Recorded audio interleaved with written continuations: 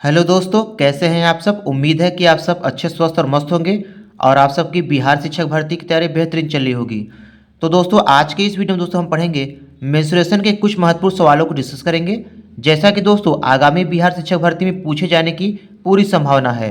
तो दोस्तों वीडियो को बिना स्किप किए अंत तक जरूर देखिएगा। चलिए शुरुआत करते हैं यहाँ पे पहले प्रश्न से। तो दोस्तों पहला प्रश्न है, किसी घन का संपूर्ण पृष्ठ 150 वर्ग सेंटीमीटर है, इस घन का आयतन बताइए। तो दोस्तों घन का आयतन निकालने के लिए पहले हमें घन की भुजा पता होना चाहिए। तो दोस्तों हम घन का भुजा निकालेंगे संपूर्ण पृष्ठ की सहायता से। तो दोस्तों घन का संपूर्ण पृष्ठ कितना होता है, 6 गुणते भुजा स्क्वायर, और इसका मान कितना दिया दोस्तों 150। 6 से दोस्तों इसको कैंसिल करेंगे, 6 दूनी कितना हो जाएगा 12 हो जाएगा, और 6 पंचे 30। तो दोस्तों ए स्क्वायर का मान कितना मिला 25 मिला। ए का मान निकालेंगे दोस्तों तो यहाँ पर हो जाएगा करड़ी में 25 हो जाएगा। तो ए का मान आएगा 25 का वर्गमूल कितना हो जाएगा 5 सेंटीमीटर। तो दोस्तों घन की भुजा कितना आ गई 5 सेंटीमीटर। अब दोस्तों हमसे पूछ रहा है कि घन का आयतन बताइए। तो दोस्तों घन का आयतन का सूत्र होता है भुजा घाते 3 होता है। तो भुजा का मान रखेंगे 5 और 5 पे घाते 3। तो दोस्तों 5 पे घाते 3 का मान कितना होता है 5 गुणते 5 गुणते 5, गुणा करेंगे दोस्तों कितना आ जाएगा 125 घन सेंटीमीटर। तो घन का आयतन कितना आएगा 125 घन सेंटीमीटर। ये इसका सही उत्तर हो जाएगा। अगला सवाल है दोस्तों, एक शंकु तथा एक गोले की बराबर त्रिज्या तथा बराबर आयतन है, गोले के व्यास तथा शंकु की ऊंचाई का अनुपात बताइए। कैसे निकालेंगे दोस्तों, ध्यान समझिएगा। यहाँ पर है एक तरफ दिया है शंकु और एक तरफ दिया है गोला। यहाँ पे कहता है कि जो शंकु का आयतन है वो गोले के आयतन के बराबर है। तो शंकु का आयतन बराबर हो जाएगा दोस्तों गोले का आयतन, ये प्रश्न में दिया है। और क्या दिया है दोस्तों, शंकु और गोले की जो त्रिज्या है वो भी बराबर है। तो यहाँ पे सूत्र लगाएंगे, शंकु का आयतन होता है दोस्तों 1/3 पाई आर स्क्वायर एच हो जाएगा, और गोले का आयतन हो जाएगा 4/3 पाई आर घाते 3 हो जाएगा। 3 से 3 दोस्तों कट जाएगा, पाई से पाई भी कैंसिल हो जाएगा, और यहाँ पे आर घाते 3 और आर स्क्वायर कैंसिल हो जाएगा। तो यच बराबर कितना मिलेगा दोस्तों, यच बराबर मिलेगा कितना, यहाँ पे आर बचेगा। अब हमसे पूछ रहा है कि गोले के व्यास और शंकु की ऊंचाई में अनुपात बताइए। तो दोस्तों ये शंकु की ऊंचाई हो गई और ये गोले की त्रिज्या हो गया। तो एच बराबर, तो दोस्तों हम जानते हैं त्रिज्या बराबर क्या होता है व्यास बटा 2 होता है। तो यहाँ पे लिखेंगे दोस्तों, इसको कुछ इस तरह से भी लिख सकते हैं, एच बटा डी बराबर कितना हो जाएगा 1/2। तो दोस्तों डी बटा एच बराबर हो जाएगा 2 बटा कितना 1 हो जाएगा। तो व्यास दोस्तों और ऊंचाई में कितना अनुपात आ जाएगा 2:1 आ जाएगा। ये इसका सही उत्तर हो जाएगा। अगला सवाल है दोस्तों, दो घनों के आयतनों का अनुपात 27:64 है, इसके संपूर्ण पृष्ठों के क्षेत्रफलों में अनुपात कितना होगा। कैसे लगाएंगे दोस्तों, ध्यान समझिएगा। यहाँ पे दो घन दिया हुआ है और दोनों घनों के आयतन में अनुपात दिया है। तो पहले घन का आयतन बटे दूसरे घन का आयतन बराबर 27/64। इसको कुछ इस तरह से लिख सकते हैं दोस्तों। तो घन का आयतन होता है भुजा घाते 3 बटे, यहाँ भी हो जाएगा दोस्तों भुजा घाते 3 हो जाएगा। ये 27 बटा कितना हो जाएगा 64। दोस्तों यहाँ पे हम भुजा का पहले अनुपात निकालते हैं। तो ये 3 घात इसमें चला जाएगा, घनमूल हो जाएगा, कितना हो जाएगा 27/64 हो जाएगा। 27 का दोस्तों घनमूल निकालें कितना आएगा 3 आएगा, और 64 घनमूल निकालें कितना आएगा 4 आएगा। तो इनके भुजाओं में जो अनुपात आ गया, घन की जो भुजा है दोस्तों उनमें अनुपात कितना आया 3:4 आ गया। अब पूछ रहा है इनके संपूर्ण पृष्ठ के क्षेत्रफलों में अनुपात बताइए। तो दोस्तों घन का जो संपूर्ण पृष्ठ होता है 6 गुणते भुजा स्क्वायर होता है। तो 6 गुणते भुजा स्क्वायर अनुपाते 6 गुणते भुजा स्क्वायर हो जाएगा। 6 से 6 कैंसिल हो जाएगा दोस्तों। तो यहाँ पे बचेगा a1 स्क्वायर बटे कितना a2 स्क्वायर। अब दोस्तों हम इसको कुछ इस तरह से लिख सकते हैं a1 बटा a2 का होल स्क्वायर, और a1 बटा a2 का मान दिया है दोस्तों कितना 3/4 दिया है। 3 का स्क्वायर करेंगे दोस्तों कितना आएगा 9 आएगा अनुपाते, और 4 का स्क्वायर करेंगे 16 आ जाएगा। तो दोस्तों 9:16 इसका जो है सही उत्तर हो जाएगा। अगला प्रश्न है दोस्तों, 25 सेंटीमीटर भुजा वाले एक घन को पिघलाकर 5 सेंटीमीटर भुजा वाले कितने घन बनाए जा सकते हैं। तो दोस्तों घनों की संख्या निकालने के लिए क्या करेंगे, यहाँ पे घनों की संख्या बराबर, लिखेंगे यहाँ पे बड़े घन का आयतन, बड़े घन का आयतन बटे नीचे रहेगा दोस्तों छोटे घन का आयतन, छोटे घन का आयतन।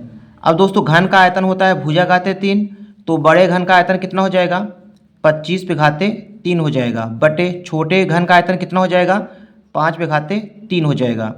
अब इसी को दोस्तों सॉल्व करेंगे तो 25 गुणते 25 गुणते 25 हो जाएगा, और बटे 5 गुणते 5 गुणते 5, 5 से कैंसिल करेंगे तो दोस्तों 5 बार जाएगा, इसको भी कैंसिल करेंगे 5 बार जाएगा, और इसको भी कैंसिल करेंगे दोस्तों कितनी बार जाएगा 5 बार।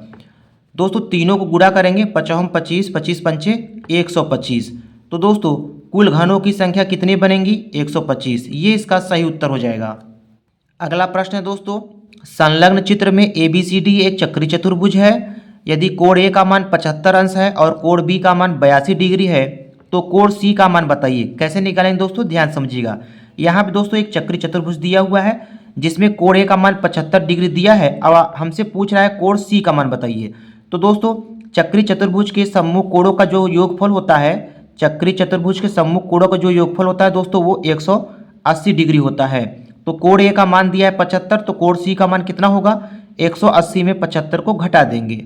तो कोण C का मान निकालने के लिए दोस्तों 180 में 75 को घटा देंगे तो कितना आ जाएगा दोस्तों, 10 में से 5 गए 5, 7 में 7 गए 0 1, तो कितना आ जाएगा कोण C का मान कितना आएगा दोस्तों 105 अंश। तो 105 अंश इसका सही उत्तर हो जाएगा।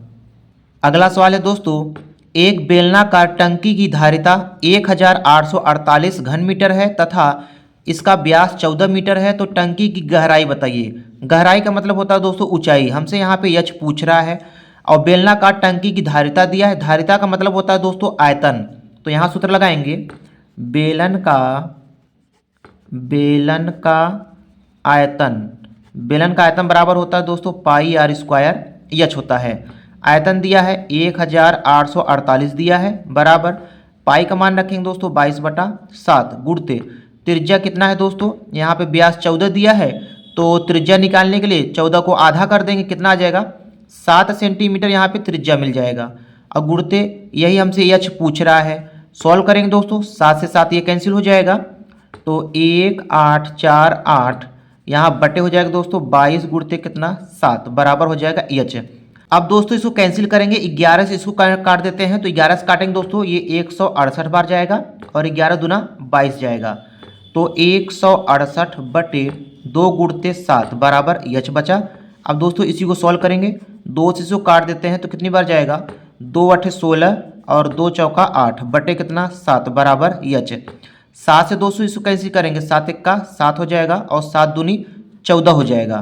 तो दोस्तों टंकी की गहराई कितनी है 12 मीटर है, 12 मीटर इसका सही उत्तर हो जाएगा।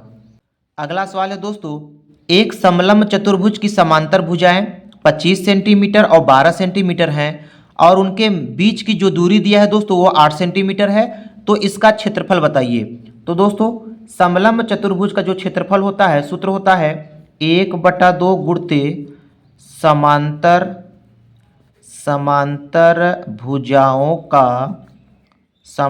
भुजाओं का योग गुणते उनके बीच की दूरी। ये दोस्तों समलंब चतुर्भुज का क्षेत्रफल निकालने का सूत्र होता है। अब इसी सूत्र में दोनों का मान रखें दोस्तों, तो 1/2 समांतर भुजाओं का योग यहाँ पे दिया है दोस्तों 25 सेंटीमीटर और 12 सेंटीमीटर, तो दोनों को जोड़ लेंगे 25 + 12 हो जाएगा गुणते उनके बीच की दूरी कितना दिया है दोस्तों 8 दिया है, तो 8 रखेंगे, तो 2 1 का 2 2 चौका 8 हो जाएगा।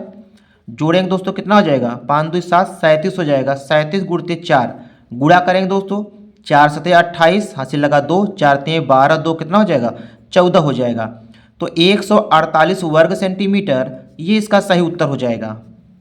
अगला प्रश्न है दोस्तों, एक मदारी की टोपी शंक्वाकार है, यदि उसमें 840 वर्ग सेंटीमीटर का कपड़ा लगा हो तो उसके गोल सिरे का परिमाप 56 सेंटीमीटर हो, तो टोपी की तिरछी ऊंचाई बताइए। कैसे निकालें दोस्तों, ध्यान समझिएगा।